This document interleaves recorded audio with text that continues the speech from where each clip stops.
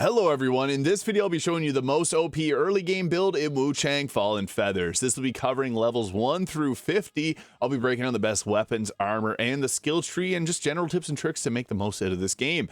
Now, I must mention, the best weapon that you can get early on is the lashing whip. What's powerful about this is it gives you an extra reach on your attack, so you can see there the sword literally turns into a whip. It also has the whip dance, which is an attack that gives you a massive amount of radius here. It works with your temperaments too, so if you add fire damage on your attack, you can hit in a very large area of effect.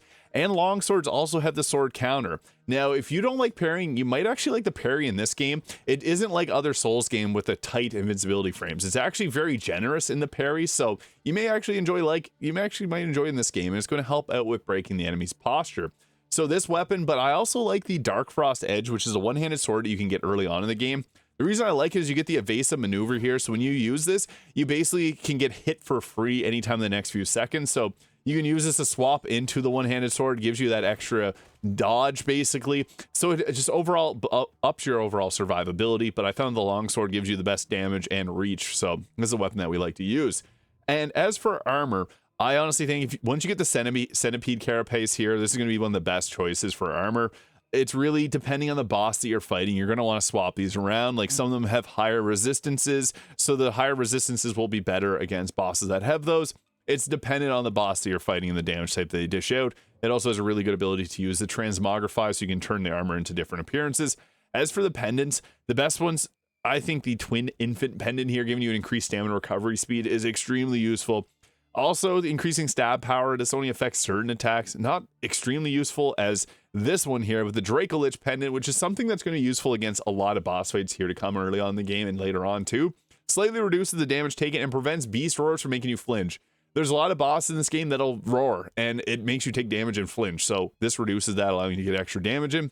Some of these are better against certain bosses, like increasing burn resistance, but that just depends on the boss. Now, I found the best spell is actually the Echo of Lu Bingzhang here. This is a feathering spell, so it scales off the feathering stat. And what's so good about this is it gives you a dodge as well. It can be reduced in the Skyborn Might cost of the skill tree, which we'll get to in just a moment. Vorpal Blade's not bad though, just one cost, and it does range damage. I also like the Divine Blessing here to give you heal over time, so this can help out with your overall survivability. But the Echo Lu Bingzhang is actually extremely useful. And some bosses, it's best to just dodge and use this skill. So if you're having a struggle with a boss, this might be the best way to beat it. And also, anytime you can use this, any type of healing, they're nice too on the harder boss fights. So with the skill tree here, I'll break down the best way to go about doing it.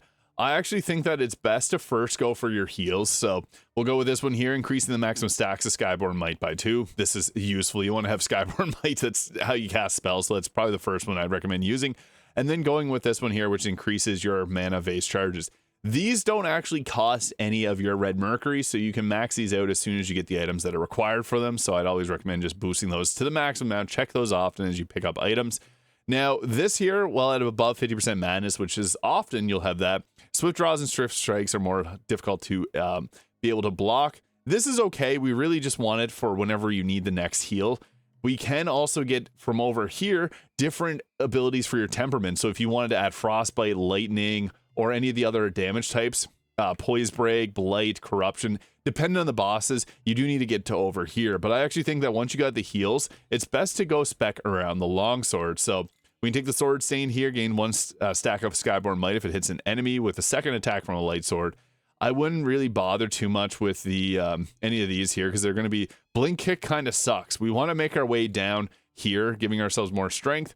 This will, whenever you can consume one stack of Skyborn Might to quickly strike with a charge heavy. So if you have the ability to cast a spell, you can just quickly press R2 and you're going to do your charge heavy attack quickly, which is really nice to get some damage out. Although you may want to save your Skyborn Might for spell casting. And at this point, we're going to go here. And anytime that you have if you have faint red feathers, use them immediately. This doesn't take your red mercury either, so you can max this out as early as possible. We're going to make our way down here, boosting our vitality and taking the sword counter. We always want to have this equipped, because it's much better than the blink kick, which just sucks. This here can deflect attacks. This makes some of the bosses like Hong Lan much easier. Some bosses you want to use it for the first phase only, and then the second phase is better to dodge, but you'll know based on the attacks because some of them you can't actually block. It's mostly going to be sword attacks and projectiles that you can block with that. And then we're going to want to take these here, deflect enemy attacks, expose their vulnerabilities. This is really useful because whenever you pop this, You can sometimes stagger them and then get a couple late attacks in. And deflecting allows you to launch a counterattack. So we'll take both of those there. And then what we want to do next is actually make our way down this tree. But at a certain point, we're going to be able to grab more of these here. This will also give us +5 vitality. So this is not a bad one to go for next, because +5 vitality gives you a lot extra survivability. Then we can go ahead with maxing out our healing potions and the upgrades to them. And then I wouldn't fully recommend going over here unless you really need the lightning ability here to add lightning damage to your attacks. We're going to save that for a bit later. We're going to actually continue down. Don't go the feathering route, because that'll give you another skill. We're going to go here, +1 to strength. And then this here, third attack of light sword will gain clash weapons with your enemy, deflecting most of the incoming damage. So on the third attack of your combo here, you can kind of reflect damage back in the enemy, which is nice. You can go here if you have the ability to boost up your longsword mastery, but I think it's best to go here. And if you're finding you're going down quickly to attacks, take that +5 to vitality. That's just going to be really useful to have. And also this one here, you can boost up your vitality 3 times with this. Don't fully recommend doing that, but we'll go down, take the +5 to strength, and then continue down all the way till you get the plus to your longsword mastery. This is really useful because we want to boost up our blade as much as possible.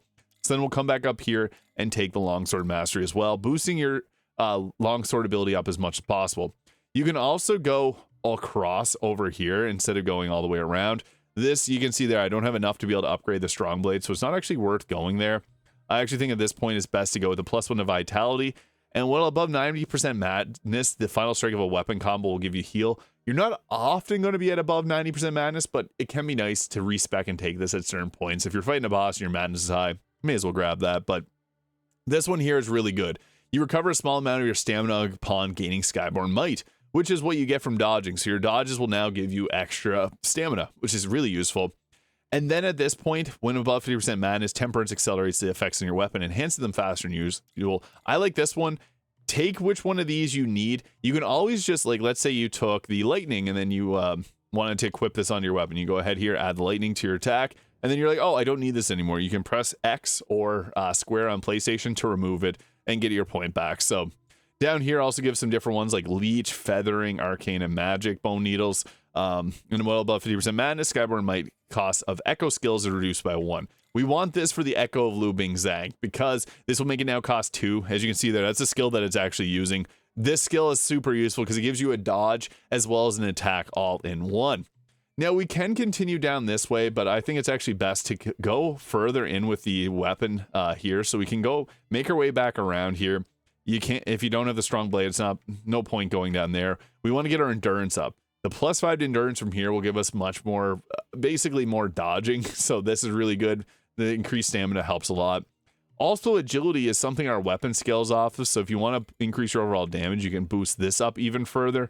And then at this point, it's not super worth going with increase to feathering unless, so there's a couple uses for this. Increasing our feathering will help out the Echo Lu Bingzhang, our spell there. So if you find yourself using that often, spec into this.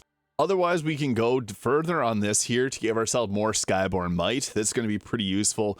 This here will give you increased feathering attack power if your weapon has a feathering, which can be kind of nice, but we don't really want to go down here because you're likely not going to have the Forgotten Remembrance or the Lost Remains to be able to boost up your heals even further.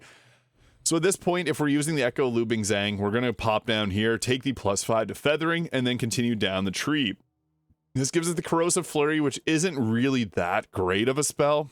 So once we make our way down there, you can go and spec into the short or the one-handed sword if you wanted to, or you can continue your way down here, increasing agility and endurance, which will further boost up your character.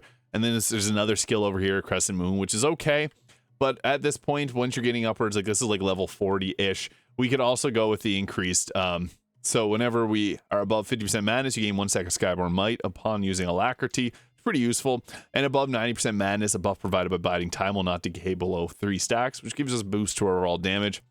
And what's cool about this is you can increase the build-up cast by spells. This isn't going to be super useful unless you're using like a fire-based spell often, but we can then continue to go down here, increasing our stacks of Skyborn Might. And then what's cool is we can actually increase the amount of temperaments that we got. So the temperance charge is +1, and then we can further give ourselves 3 temperance charges. So that's going to boost up our weapon damage. I have the ability to grab the mana potency here, so we're going to grab that to max level, and this will increase the maximum stacks of Skyborn Might by 1, and opens up a whole big other chunk of the tree, which is focused on a few different things here. So magic, feathering, or vitality, just more survivability. You can get yourself some boosts here. Feathering can give you some pretty cool boosts to your overall damage, so that's nice, but you're going to want to continue down this way, which is going to give us additional heals and bonuses to that. So when it gets into our benedictions, these are just best available, so you want to stack similar colored ones here. So this is just, there's a lot of different ones here. Increases damage dealt while at full health is nice. Increases damage dealt with 3 discipline skills are known. That's pretty good. I also have increased stamina recovery speed during Skyborn Might. That's just great. More stamina recovery is always useful. And consecutive attacks increase your damage. So those are all 3 good ones. Now when it comes to combo, we got to know when to use our parry here. Certain attacks like grabs can't be parried, so sometimes it's best to use our very long reach on the longsword there to do a charge attack, especially if a target doesn't see us there. Ranged attacks can be parried as well, but we can just go ahead there with the attack. I just stepped on a trap there. For certain bosses, we don't want to work on the parry, but the parry timing is pretty generous. This boss is attacking like a madman. See there, you got the parry off. It's pretty generous with how you can parry, so yeah, sometimes you can miss it there. But once we got the whip dance off, the whip dance is really useful there. So you can hit in a large area of effect. That was enough damage to take out the boss, so, or an enemy there. So that was pretty good.